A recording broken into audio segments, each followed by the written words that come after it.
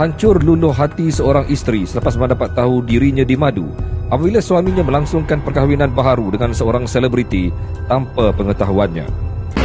Bismillahirrahmanirrahim. Assalamualaikum warahmatullahi wabarakatuh. Saudara dan saudari yang dikasihi Allah sekalian, rasa syukur kepada Allah Subhanahu wa taala kerana dengan limpah kurniaannya kita masih mampu bernafas, mendengar, melihat dengan baik dan juga menghadiri majlis forum pada hari yang mulia ini.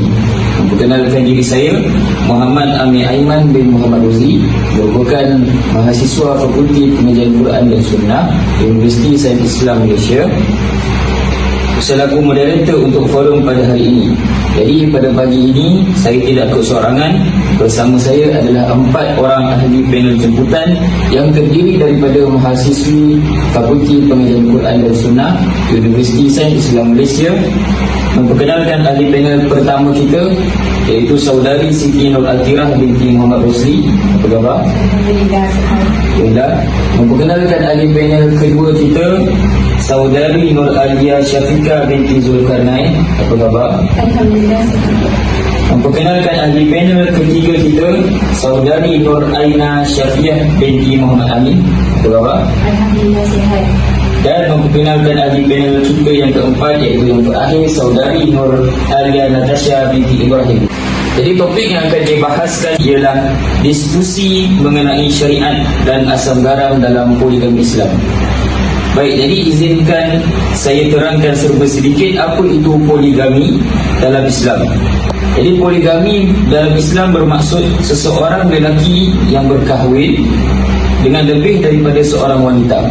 Jadi perbuatan ini adalah salah satu perkara yang diperbolehkan dalam syariat Islam berdasarkan firman Allah Subhanahu wa taala dalam surah An-Nisa ayat yang ketiga. A'udzubillahi minasyaitonir rajim. Wa in khiftum alla tuqsitu fil yatama fankihu ma taba lakum minan nisa'i mathna wa thulatha wa ruba'. Fa in khiftum alla ta'dilu fawahidatan aw ma malakat aymanukum dzalika adna alla ta'ulu. Mafhumnya, dan jika kamu takut tidak berlaku adil terhadap perempuan-perempuan yatim, yakni apabila kamu berkahwin dengan mereka, maka berkahwinlah dengan sesiapa yang kamu berkenan dari perempuan-perempuan lain, 2, 3 atau 4. Kemudian jika kamu bimbang tidak akan berlaku adil di antara isteri-isteri kamu, maka berkahwinlah dengan seorang sahaja, atau pakailah hamba-hamba perempuan yang kamu miliki. Yang demikian itu adalah lebih dekat untuk mencegah supaya kamu tidak melakukan kezaliman. Maklum, kita tahu setiap perbuatan mesti disertakan dengan sebab atas berlakunya perbuatan tersebut. Jadi, saya ingin bertanya kepada panel kita yang pertama, saudari Atirah, apakah faktor yang berlakunya poligami dalam rumah tangga? Okey, terima kasih kepada tuan moderator kita pada hari ini. Okey, hari ini kami ingin kupas berkenaan dengan isu berkaitan poligami. Poligami ini mempunyai faktor yang umum dan faktor yang khusus. Yang mana kalau faktor yang umum, suami boleh berkahwin dengan keizinan isteri ataupun tanpa keizinan isteri. Yang mana yang pertama adalah antara faktornya, suami berkahwin kerana berlaku perselisihan faham, ingin menambah zuriat dan lain-lain. Kalau berkaitan dengan khusus ini, poligami khusus, iaitu kami ingin mengupaskan berkaitan dengan isu poligami, suami berkahwin lain tanpa pengetahuan isteri pertama. Yang mana sekarang ini banyak berlaku isu yang berkaitan dengan itu. Antara faktor suami berkahwin lain tanpa pengetahuan isteri pertama adalah suami itu bimbang isteri pertama tidak bersetuju jika suami tersebut meminta izin dahulu kepada sang isteri untuk berkahwin lain. Yang kedua adalah suami ini masih mempunyai rasa sayang dan cinta terhadap isteri dan anak-anaknya. Jadi bila mana perasaan cinta dan sayang itu masih ada dalam diri isteri suami kepada anak dan isteri-isterinya, maka dia bimbang jika memberitahu isteri bahawa dia ingin berkahwin lain. Isteri itu akan berlaku, rumah tangga mereka akan berlaku pergaduhan, perselisihan faham dan akhir sekali menyebabkan penceraian. Okay. So, yang ketiga kerana suami itu berkemampuan untuk berkahwin lain dan mampu untuk membayar denda bila dia dikenakan denda. Macam mana denda itu? Iaitu contohlah si suami itu berkahwin di luar negara tanpa mengetahui isteri pertama. So dia berkahwin tanpa izin isteri pertama dan tanpa keizinan mahkamah yang Malaysia ni. Dia berkahwin, sebagai contoh, dia berkahwin di luar negara, Thailand. Okey, jika isteri dapat tahu bahawa dia melakukan perkara itu tanpa keizinan isteri dan tanpa keizinan mahkamah, maka isteri berhak pergi ke Jabatan Agama Islam di daerah masing-masing daerahnya untuk membuat aduan berkenaan dengan suami yang berkahwin itu, dan suami tersebut boleh dikenakan denda. Okey. Sebab itu si suami tidak kisahlah, walaupun dia kan berkemampuan, jadi walaupun kena denda, dia boleh bayar benda tu. So dia boleh menjadi salah satu faktor dia berkahwin tanpa keizinan isteri. Dan seterusnya, suami ini tidak mahu mengikut prosedur-prosedur yang ditetapkan. Jika dia berburu mengetahui isteri pertama bahawa dia nak berkahwin lain, maka dia lagi banyaklah prosedur yang dia harus ikut untuk berkahwin lain. So dia mengambil jalan mudah untuk tidak memberitahu sang isteri itu bahawa dia ingin berkahwin lain. Terima kasih saudari Atira atas jawapan sebentar tadi. Ini suka saya ajukan soalan kepada panel kedua kita, iaitu saudari Alia. Apakah hukum khusus berkenaan poligami dan bolehkah seorang suami melakukan poligami dengan sewenang-wenangnya serta tanpa pengetahuan dari isteri? Terima kasih Tuan Moderator. Okey, untuk menjawab kepada persoalan apakah poligami tanpa izin isteri yang pertama adalah sah perkahwinan itu, tetapi perbuatan itu tidak betul kerana perkahwinan ini tujuannya adalah untuk bergembira, bukan untuk bersedih. Oleh itu, hidup berpoligami bermaksud semua mereka terlibat, iaitu suami, isteri pertama, isteri kedua dan seterusnya jika ada, bergembira tanpa ada salah seorang yang tersisih dan menanggung penderitaan seorang diri. Oleh itu mereka semua perlu bahagia bersama, bukan salah satu pihak saja. Oleh itu adalah penting untuk seorang suami meminta izin daripada isteri-isterinya jika dia ingin berpoligami, bagi mengelakkan isteri mereka berasa ditipu. Tindakan seorang suami berpoligami tanpa izin juga akan menyebabkan seolah-olah mereka melakukan penipuan dan semestinya akan menimbulkan kemarahan dan boleh menyebabkan berlakunya pergaduhan antara mereka. Terima kasih saudari Alia atas jawapan yang padat dan tepat.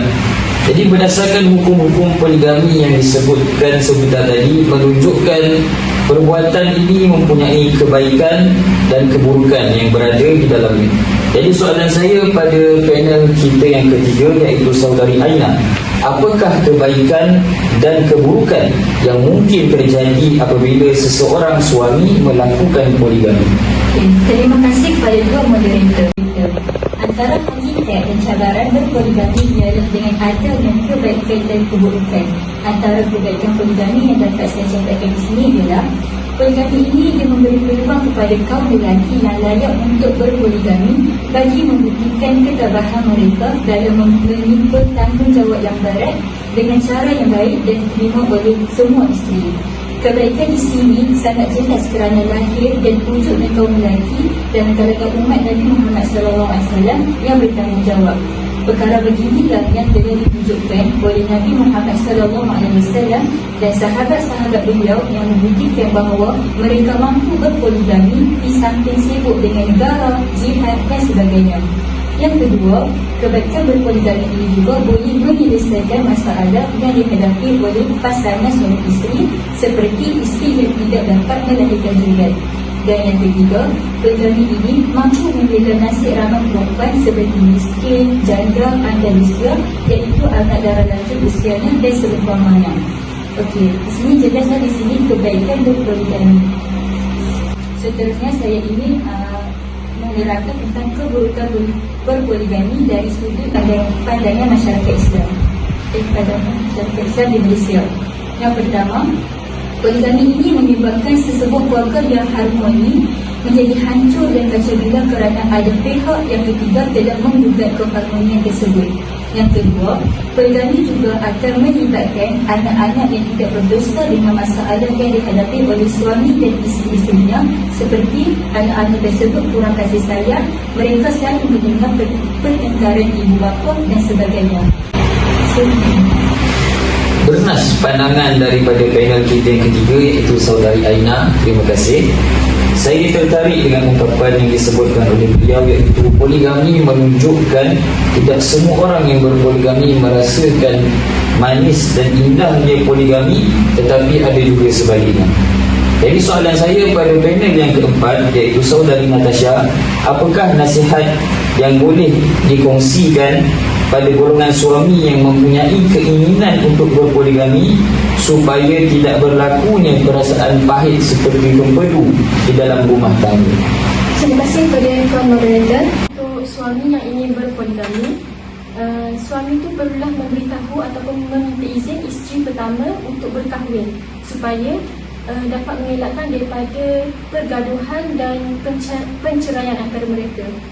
Selain itu, suami perlulah berlaku adil antara isteri-isteri dan anak-anak dalam memberi nafkah dan keperluan hidup mereka. Terima kasih kepada panel kita yang keempat, iaitu saudari Natasha, di atas nasihat yang ringkas, padat dan cukup mendalam sebentar tadi. Jadi memetik rumusan dari nasihat beliau, iaitu dalam berhubungan rumah tangga yang mengalami poligami ataupun tidak, hendaklah sentiasa berlaku jujur dan berterus terang dalam setiap masalah yang dihadapi, serta sentiasa berbincang dalam rumah tangga supaya perhubungan sentiasa bahagia dan harmoni. Jadi sebagai kesimpulan daripada saya untuk forum pada hari ini, poligami adalah suatu perbuatan yang halal di sisi Islam dan mempunyai pelbagai hikmah jika kita lihat daripada sudut pandang yang positif. Namun demikian, ia berbalik kepada seseorang suami bagaimana cara mereka mengambil tanggungjawab tersebut dan setakat mana keadilan yang diletakkan oleh seorang suami dalam berpoligami, kerana setiap perbuatan yang dilakukan di dalam dunia ini walaupun sebesar zarah akan dipertanggungjawabkan di hadapan Allah Subhanahu wa taala akhirat kelak. Jadi semoga forum kita pada hari ini mencelikkan mata kita berkenaan syariat dan agama Allah Subhanahu wa taala. Terima kasih saya ucapkan kepada panel-panel yang sudi hadir pada hari ini dan semoga kita berjumpa di lain masa. Assalamualaikum warahmatullahi wabarakatuh.